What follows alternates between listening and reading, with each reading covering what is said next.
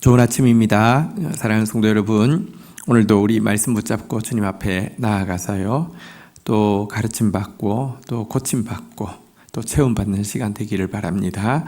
함께 나눌 말씀은 사무엘하 6장 1절에서 12절입니다. 사무엘하 6장 1절에서 12절, 1절, 2절 읽겠습니다. 다윗이 이스라엘에서 뽑은 무리 3만 명을 다시 모으고 2절, 다윗이 일어나 자기와 함께 있는 모든 사람과 더불어 바알레 유다로 가서 거기서 하나님의 궤를 메어 오려 하니 그 궤는 그룹들 사이에 좌정하신 만군의 여호와의 이름으로 불리는 것이라. 자, 다윗이 이제 예루살렘 성을 이제 차지하게 되고요.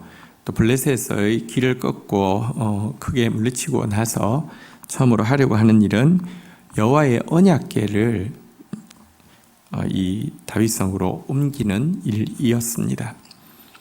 그는 하나님의 통치의 대행자라는 사실을 분명히 알고 있었고요. 하나님의 통치는 말씀으로 된다는 사실도 분명히 알고 있었기 때문에 언약궤 찾기를 갈급하다가 찾게 되었고요. 찾게 되자 그것을 이제 다윗성으로 올리기를 준비하고 있습니다. 이를 위해서 다윗은 1절에 보는 바대로 3만 명이나 되는 무리를 이 언약궤 이전 행사를 위해서 준비했고요. 2절에 보는 바대로 자기에게 있는 모든 사람들, 다시 말하면 여러 중신들과 이런 사람들을 다 함께 데리고 바알레 유다, 밑에서는 기랏 여아림이라고 되어 있는데요, 이쪽으로 내려가게 되었습니다. 그런데요, 3절 우리부터 한번 좀 보도록 하겠습니다.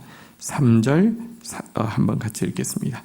그들이 하나님의 궤를 새수리에 심고 산에 있는 아비나답의 집에서 나오는데 아비나답의 아들 우사와 아효가 그 새수레를 모니라.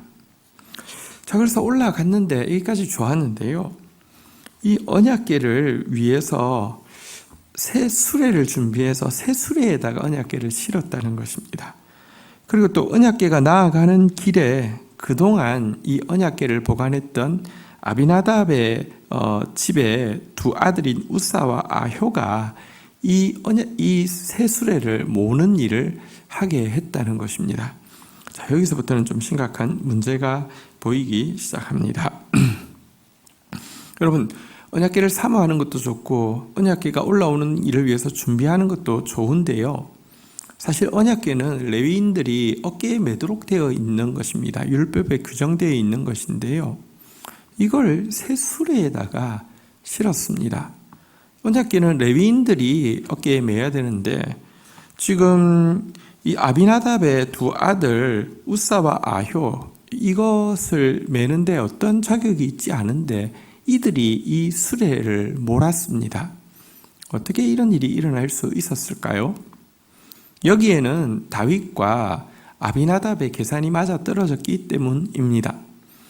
다윗은 하나님의 통치의 상징인 언약궤를 모시고자 하는 마음이 강했지만 한편으로는 이제 그가 백성의 왕으로 서 있는 이 상황에서요, 이 언약궤가 다윗성으로 들어오는 이 퍼포먼스를 많은 백성들이 보기를 원했고 또 많은 백성들에게 보이기 위해서는 굉장히 웅장하기를 원했습니다. 언약궤를 네 사람이 이렇게 치는 것보다는요, 근사한 수레를 크게 만들어서 그 위에 올리는 것이 훨씬 더 많은 사람들이 웅장하게 볼 수 있는 것입니다. 그래서 여러분들 새 수레에 실자는 이것이 다윗의 마음에 더 들었고요.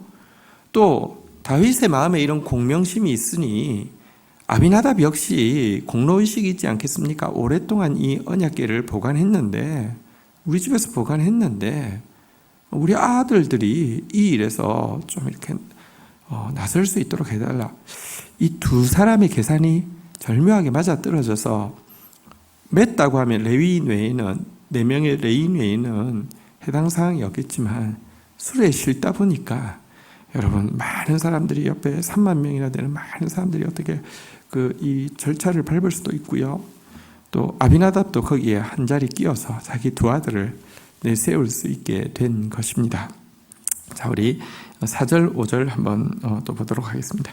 그들이 산에 있는 아비나답의 집에서 하나님의 궤를 싣고 나올 때에 아효는 궤 앞에서 가고 5절 다윗과 이스라엘 온 족속은 잣나무로 만든 여러 가지 악기와 수금과 비파와 소고와 양금과 제금으로 여호와 앞에서 연주하니라. 자, 이제 드디어 이전 행렬이 시작되었습니다. 멋진 새 수레가 준비되었고요. 아비나답의 아들이 그 앞에서 딱 서서 이렇게 인솔하는 중에 또 이제 이 3만 명이나 되는 이 준비된 무리가 있지 않습니까? 여러 가지 악기, 수금, 비파, 소금, 소고, 양금, 제금 막 연주 가운데 쫙 행렬이 멋지게 진행하게 되었습니다. 자, 그런데 여러분, 이 행렬이 인간의 눈에는 그럴듯해 보일 수 있었지만 인간들이 그 웅장한 모습을 보고 또 감동받고 역시 하나님은 다윗과 함께 하셔. 다윗이 왕이 되어서 참 다행이야. 우리가 다윗 왕국에 속한 백성이어서 아주 자부심이 느껴져. 이럴 수 있지만 사람이 보는 것과 하나님이 보시는 것은 전혀 다를 수 있습니다. 6절부터 한번 볼까요? 6절 읽겠습니다. 그들이 나곤의 타작마당에 이르러서는 소돌이 띠므로 우사가 손을 들어 하나님의 궤를 붙들더니 7절 읽겠습니다. 여호와 하나님이 우사가 잘못함으로 말미암아 진노하사 그를 그곳에서 치시니 그가 거기서 하나님의 궤 곁에서 죽으니라. 문제가 생기게 되었습니다. 넓은 타작마당으로 이제 진입합니다. 아마 여러분 옛날에 무슨 큰 대로가 있지 않다 보니까 그래도 타작마당쯤 되는 곳이 사람이 제일 많이 모여서 이제 볼 수 있는 곳일 것입니다. 이 뭐랄까요? 웅장한 낙이 이 새 수레와 또 그를 이제 호위하는 이 악단의 모습을 구경하기 위해서 제일 많은 사람이 모여 있는 곳이 아마 타작마당이었을 것입니다. 타작마당에 왔는데 갑자기 소가 벌떡 뛰게 되었습니다. 그러자 우사가 이 언약궤가 움직이면 안 되니까 이렇게 손을 탁 대게 되었습니다. 그 순간 그는 하나님의 진노로 말미암아 즉사하게 되었습니다. 하나님의 언약궤를 레위인들이 손대게 돼 있었는데 레위인 아닌데 수레에 싣고 가니까 뭐 앞에 서겠달지 이렇게 하면서 자기 공로를 내세우고 있었는데 뛰니까 혹시 떨어질까 봐서 무의식적으로 손을 댔다가 죽게 된 것입니다. 이것은 소가 뭐 갑자기 뭘 잘못해서가 아니라 타작마당에 무슨 돌뿌리가 있어서가 아니라 하나님께서 지금 수많은 백성들이 보는 앞에서 내가 이것을 기뻐하지 않는다는 것을 정확하게 표시를 낸 사건입니다. 율법을 어기고 하는 거 겉으로 얼마나 화려하냐가 중요한 게 아니라 하나님 말씀대로 하느냐에 하나님의 관심이 다 있거든요. 한편 다윗이 그래도 하나님의 사람인데 이 새 수레를 만드는 일을 아무리 공명심이 있지만 이렇게 쉽게 받아들인 데는 또 다른 이유가 있습니다. 사실 이 언약궤를 블레셋 사람들이 전쟁에서 엘리가 사사로 있을 때에 빼앗아 간 적이 있잖아요. 그런데 이걸 가져가면 자기들에게 이 이스라엘의 신도 자기들 밑에 있다고 자랑하려고 가져갔더니 이게 가는 순간부터 그들의 신을 또 그들의 백성들을 이 언약궤 자체가 심판하는 걸 보고 너무 무서워서 되돌려 보내려고 했는데요. 되돌려 보낼 때에 그들이 새 수레에다가 이 언약궤를 실어서 보낸 적이 있습니다. 여러분, 이것은 이방인들은 율법을 알지 못하기 때문에 하나님이 이방인의 한계를 용납해 주셔서 새 수레에 싣고 오는 것을 용납해 주신 것인데요. 용납받은 그 과거의 전례가 전통이 되어서 율법을 알고 있는 그들이 지금 이제 전통으로 율법을 대체하려고 하고 있는 것입니다. 절대로 그래서는 안 됩니다. 우리에게는 경험이 있을 수 있고 전통이 생길 수 있습니다. 그것은 참고할 것이지 그것이 말씀을 대체하는 순간 하나님이 기뻐하시는 것이 아니라 진노하심을 보게 될 것입니다. 자, 이런 일을 보자 우리 그 8절 9절 보도록 하겠습니다. 여호와께서 우사를 치심으로 다윗이 분하여 그곳을 베레스 우사라 부르니 그 이름이 오늘까지 이러니라. 9절 읽겠습니다. 다윗이 그날에 여호와를 두려워하여 이르되 여호와의 궤가 어찌 내게로 오리요 하고. 여러분들, 다윗은 이 모습을 보고 분하게 여겼다고 되어 있습니다. 이 분하게 여겼다는 것은 이 우사가 손댄 행위에 대해서 분하게 여겼다 이렇게 볼 수가 없습니다. 이거 무의식적으로 잘난 체하려고 손을 댄 게 아니잖아요. 무의식적으로 불쾌하니까 손을 댔는데요. 여러분, 여기서 분이 여겼다는 것은 사실은 그 아비나답과 결탁하여서 이와 같이 율법에 위배되는 퍼포먼스를 준비한 자신이 범한 어리석음에 대해서 마음에 걸려서 깊이 탄식하였다, 이런 뜻이 되겠습니다. 이것 때문에 그는 두려워서 이 거룩하신 하나님, 이 말씀대로 심판하시는 이 하나님의 언약궤를 감히 내가 어떻게 모시느냐, 무서워서 언약궤 올리는 것을 포기하게 되는 장면이 보입니다. 자, 그런데요, 이 언약궤를 그래서 중간쯤 오다가 포기하게 되니까 어떤 결과가 이루어지게 되었습니까? 10절입니다. 10절, 11절. 다윗이 여호와의 궤를 옮겨 다윗성 자기에게로 메어 가기를 절개하지 아니하고 가드 사람 오벳 에돔의 집으로 메어 간지라. 11절입니다.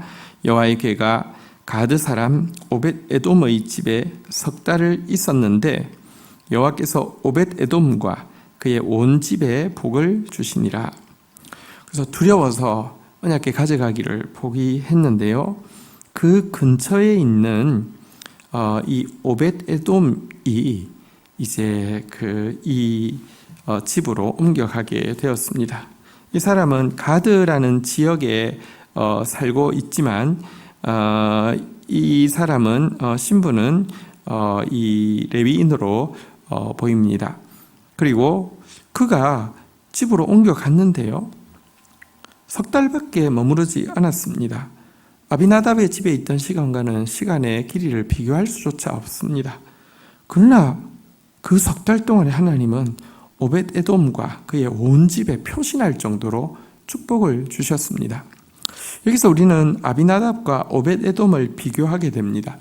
시간으로 보면 아비나답이 훨씬 더 오랜 시간을 보관했지만 아비나답은요, 공로의식을 내세우다가 자기 아들이 죽고 영원한 수치의 이름으로 전락한 반면 오벳 에돔은 잠시 맡게 되었지만 정말 자기는 맡을 자격이 없다는 사실을 알고 또 거룩하신 이 하나님의 언약궤를 두렵고 떨림으로 이렇게 보관하다가 상상할 수 없는 축복을 받게 되었습니다. 여러분, 하나님께서 주시는 복은 은혜로 받는 것이지 공로로 받는 것이 아닙니다. 그리고 끝까지 나는 자기가 없음을 고백하는 오벳 에돔이 되면 하나님은 복 주십니다. 표신하게 복을 주십니다. 자, 이 모습을 이제 보고 들은 사람들이요, 12절 마지막 절입니다. 어떤 사람이 다윗 왕에게 아뢰어 이르되 여호와께서 하나님의 궤로 말미암아 오벳 에돔의 집과 그의 모든 소유에 복을 주셨다 한지라. 다윗이 가서 하나님의 궤를 기쁨으로 메고 오벳 에돔의 집에서 다윗 성으로 올라갈세. 자, 오벳 에돔의 소식을 어떤 사람이 다윗에게 전했습니다.